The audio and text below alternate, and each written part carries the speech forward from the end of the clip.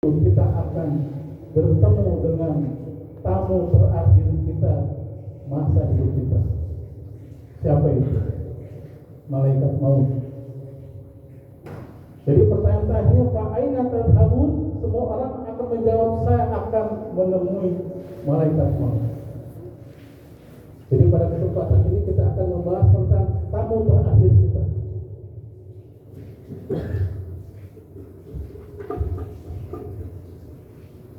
Mengapa kita perlu membahas tamu terakhir kita? Bagaimana pertemuan kita dengan malaikat maut?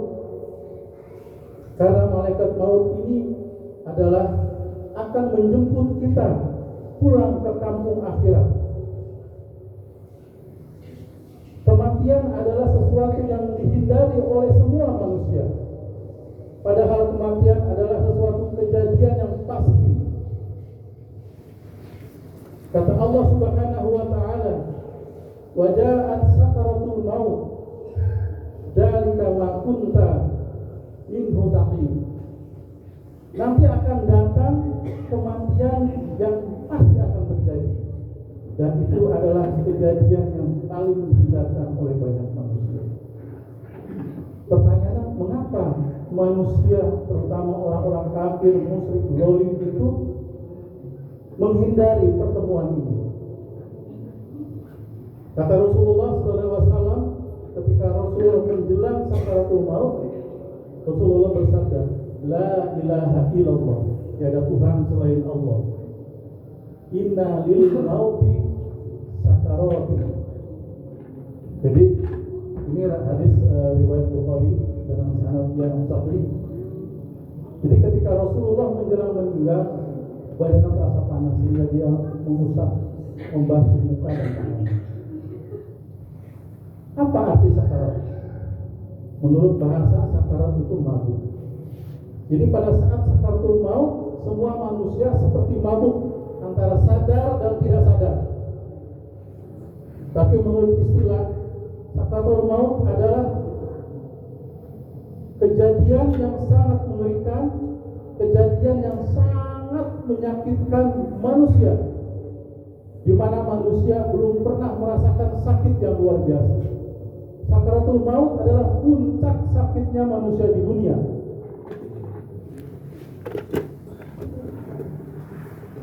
Jadi hadirin rahimakumullah, apabila kita membayangkan sakit apa yang paling sakit yang pernah kita rasakan. Saya pernah kalau membaca sejarah tentang perjuangan bangsa Indonesia, penjajah kita Belanda dan Jepang dengan sangat kejam menyiksa para pejuang kita. Apa siksaan yang paling kejam? Adalah mencabut pejuang kita. Itu sakit luar biasa. Kita sudah disuntik dengan pembiusan saja masih merasa sakit, apalagi tidak dibius, cabut langsung. Ada lagi catatan sejarah kemerdekaan Indonesia, adalah ketika penjajah Jepang mencabut kuku pejuang Indonesia. Kuku dicabut. Nah, kamu tahu sakit luar biasa. Setelah itu apa? Jadi istirahat dengan bensin. Bayangkan betapa pedih dan sakitnya. Tapi ternyata sakaratul maut jauh lebih pedih daripada itu. Jauh lebih pedih daripada itu. Allah Subhanahu wa taala menceritakan kisah detik-detik bagaimana nyawa kita terlepas dari jasad kita ketika sakaratul maut terjadi.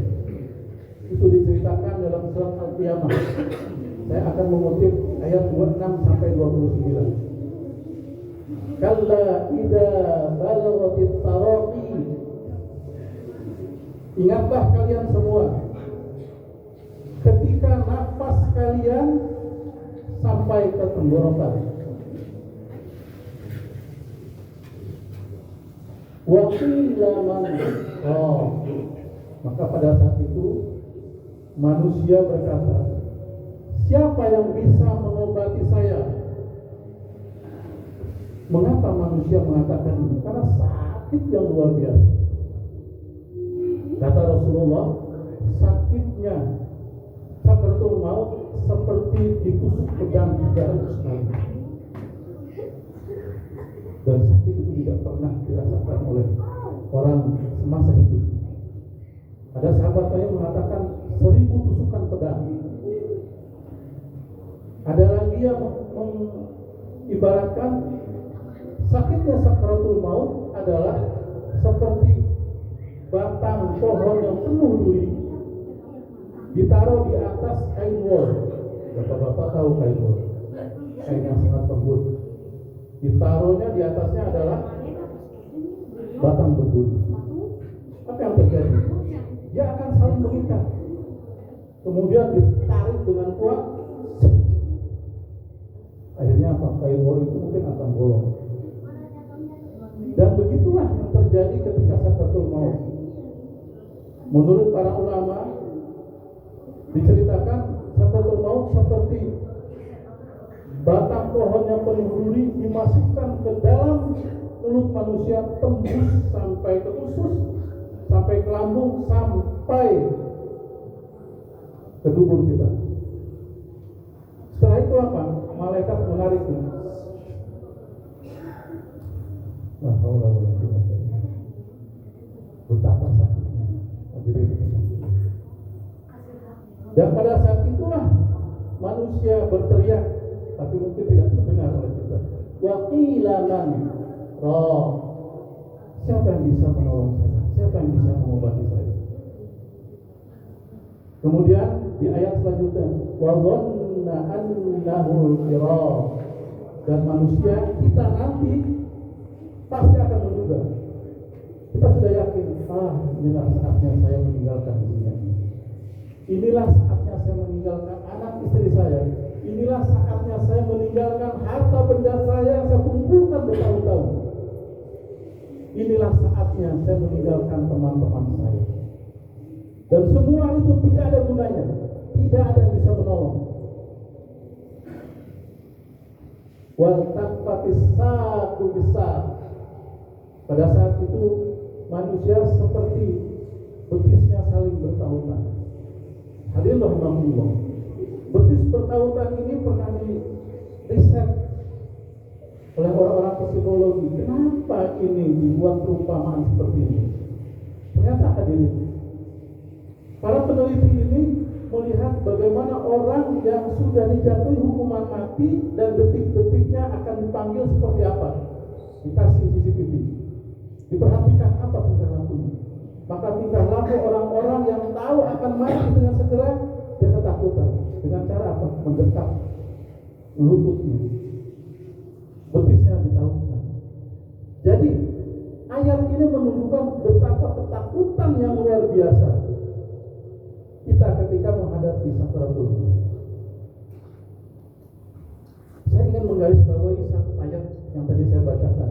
Wa qila man roh. Saya mengutip ulama tafsir qiraah.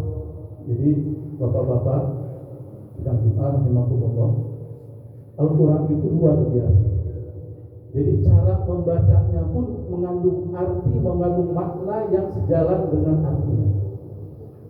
Di dalam ayat tersebut, wa qila man roh, mesti berhenti. Di situ ada tanda sin kecil di atas antara man dan roh. Artinya apa? Kita harus membaca dengan sakta. Sakta itu berhenti sejenak, tidak bernafas dan tidak bersuara. Dan pada saat itu manusia ketika dicabut ruhnya oleh malaikat maut, itu dimulai dari kaki. Kaki akan merasa dingin. Bapak-bapak, para pemuda, adik-adik rahimahumullah, kalau memang kita diberikan kesempatan mendampingi orang sedang sakaratul maut, perhatikan ini. Jadi yang pertama dingin adalah telapak kaki. Pegang telapak kakinya.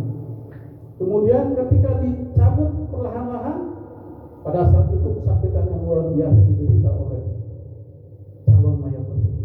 Kemudian menjalar terus naik ke atas, ke betis, ke lutut, ke paha, terus ke perut sampai ke dada.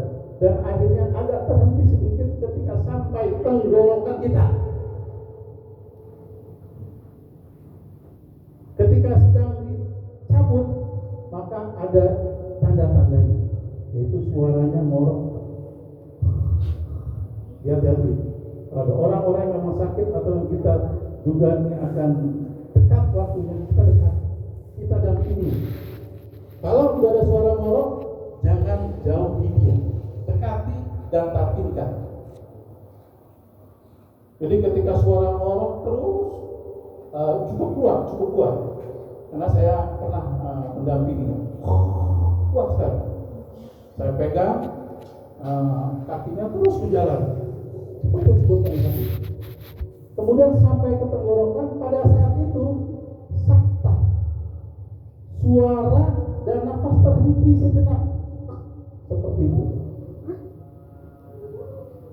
Kemudian setelah itu baru suaranya ada lagi, kemudian melemah dan hilang. Berapa lama masing-masing orang berbeda, Allah.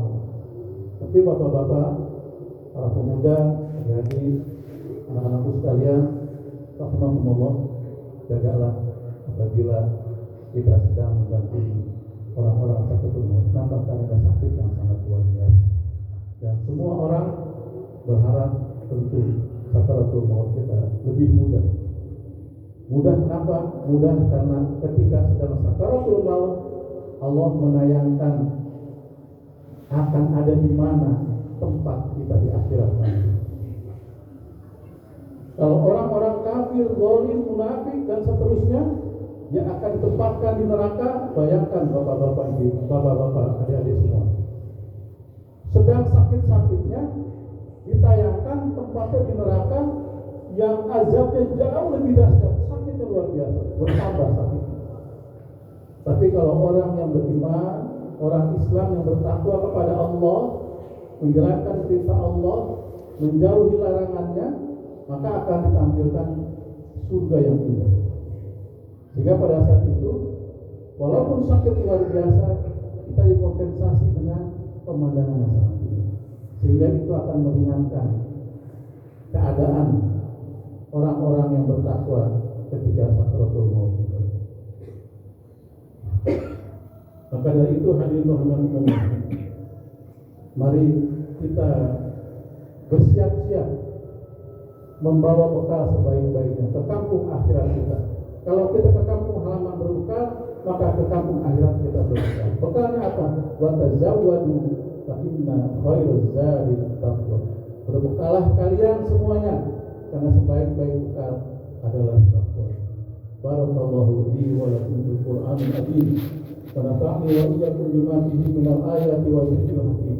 Wa taqabbal minni wa minkum tilawatahu. Innahu was-sami'ul 'alim.